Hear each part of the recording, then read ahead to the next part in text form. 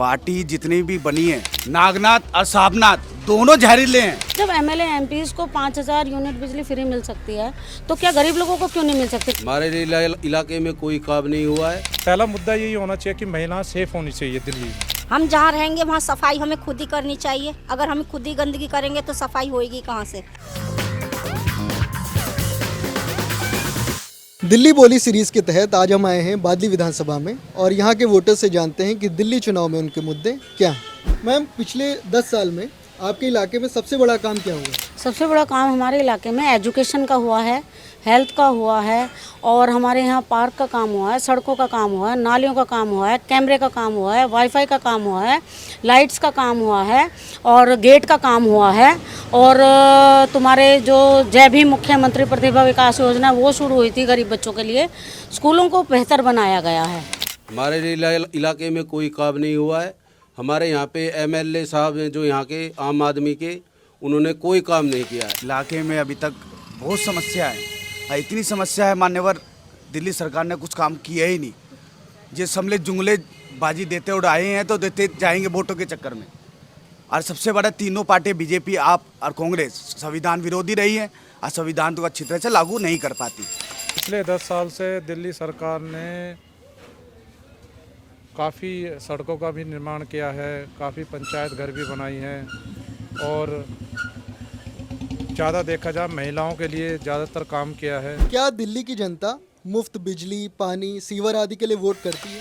दिल्ली के लिए ये बेकार है, ये फ़ायदा कुछ नहीं है, नुकसान है इसमें।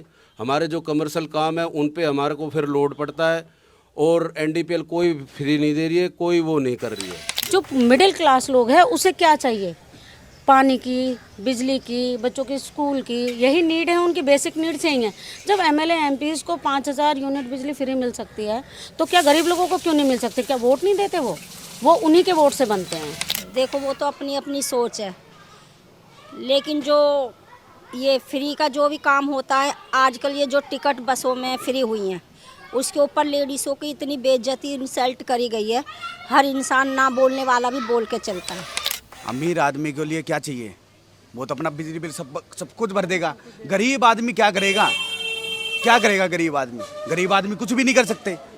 गरीब आदमी 500 रुपये कमाता है, 500 रुपये में खर्चा करता है और गुजारा करेगा। उसके लिए क्या करेगा?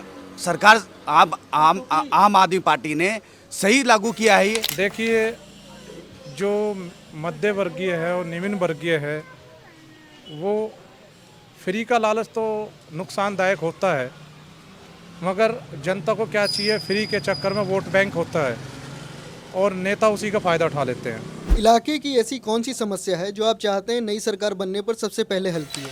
हमारे यहाँ हम चाहते हैं हमारे यहाँ भाइयों के लिए 1-2 बारात घर हमारे जो रह रहे हैं जिनमें काफ़ी गलत काम हो रहे हैं, वहाँ पे वो बारात घर बने। और जो काम रुके हुए थे, जो देवेंद्र भाई ने करे थे या दीपक चौधरी अब करके गया है, और दीपक चौधरी आज की डेट में एमएलए साहब बन जाते हैं तो हमारे भी काम जरूर हो जाएंगे। समस्या देखो, एक तो बुजुर्गों की समस्या, पॉलिसी चलाए बुजुर्गों के लिए, युवाओं के लिए, रोजगार के लिए दे। एक तो सबसे पहले यहाँ शिक्षा का, और छोटे छोटे बच्चे हैं जैसे 9-10 साल के भी हैं, वो ऐसे ही आवारा डोलते हैं और जगह जगह गुट बना के खड़े रहते हैं। उन्हें पढ़ाई के लिए मतलब आगे प्रोत्साहित किया जाए।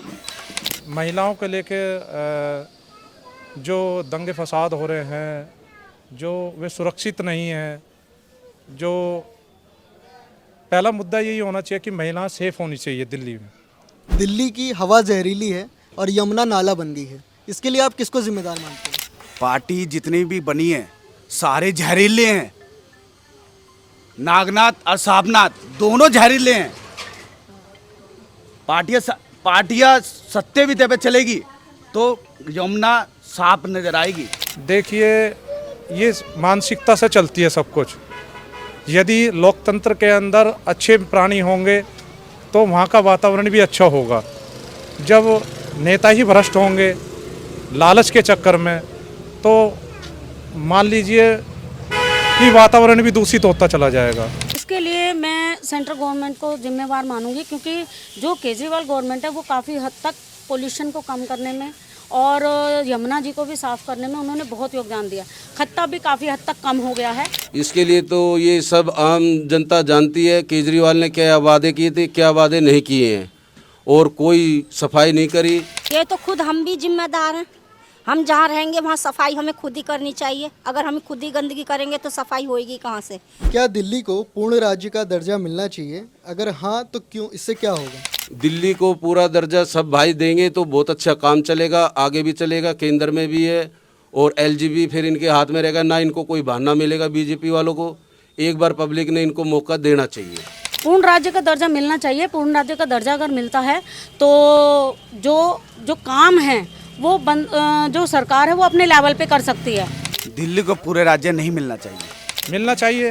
अदर स्टेट वाले दिल्ली में आकर नौकरी करते हैं तो दिल्ली वाले कहाँ जाएंगे भाई? अदर स्टेट के लिए वहीं उन्हें काम मिलना चाहिए, या बिहार हो या दिल्ली हो या उत्तर प्रदेश हो, जितने भी 29 राज्य है। यदि मानव को काम वहाँ मिलेगा तो यहाँ दिल्ली में नहीं आएगा। क्या यहाँ के विधायक जो बादली के हैं वो आप लोगों से मिलते हैं? क्या आपके बुलाने पर आते हैं आप? नहीं, हाँ वो आते हैं, मिलते हैं और सबको ऐसे मिलते हैं जैसे एक फैमिलियर की तरह मिलते हैं। और उनका बहुत अच्छा योगदान है। किसी को भी ऐसे नहीं कि गलत बोलना है, कोई गलत बोलता है बोलने दो, वो अपना सबका सम्मान करके चलते हैं। नहीं, हमारे बुलाने से नहीं आते हैं वो। जब भी हम उनके ऑफिस पे जाते हैं कहते हैं भाई साहब वहाँ गए हुए हैं, यहाँ गए हुए हैं, कभी नहीं आए वो हमारे यहाँ पे। विधायक जी का देखो बहुत बड़प्पन है, वे आते रहते हैं और काम भी करवाया उन्होंने, मगर कुछ ऐसी इनकी गलतियां हैं जो कर भी नहीं पाते। प्रेशर है। अब मान के चलो जब एलजी अरविंद केजरीवाल की पावर ही छीन लेगी तो अब विधायक क्या एमएलए क्या करेगा?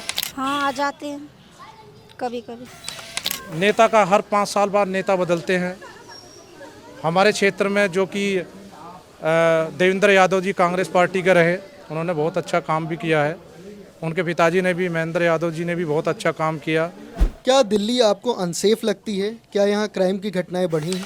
क्राइम बल्कि ज़्यादा। यहाँ पे कोई पुलिस वाला कोई कुछ नहीं। यहाँ पे एमएलए कभी भी एसएचओ साहब के पास जाते हैं, नहीं कहते हैं हमारी कंप्लेंटें भी वहीं टेबलों पे सड़ने लग रही है।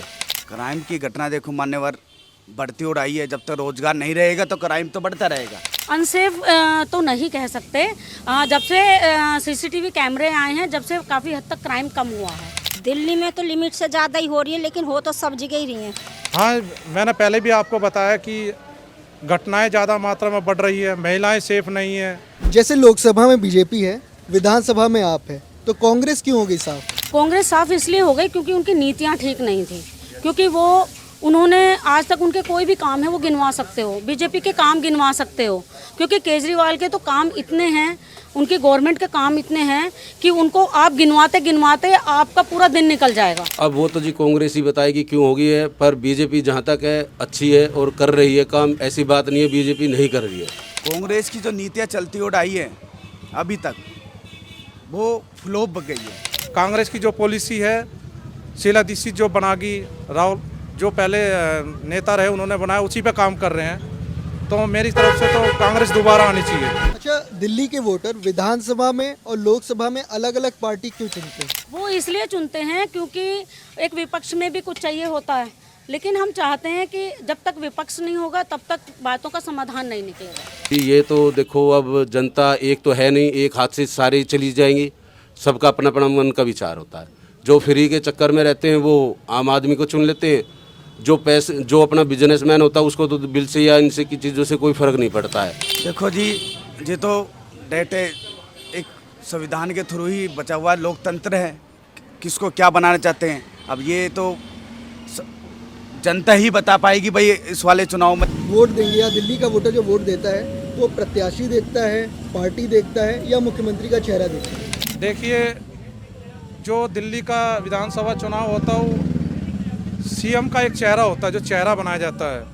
आपने पिछले चुनाव में भी देखा, केजरीवाल के जिसकी कोई वैल्यू नहीं थी वो भी विधायक खड़ा करा, वो भी जीत गया। वो सीएम का चेहरा था केजरीवाल जी का। तो चेहरे से ही ये विधानसभा चुनाव जीता जाता है। ना तो हम मुख्यमंत्री का चेहरा देखते हैं, ना ही कुछ देखते हैं। हमारी वोट है, हम जिसको चाहे अपना दे सकते हैं मत। वोट देते वक्त हम ये देखेंगे कि हमारे यहाँ एरिया में कितना काम हुआ है।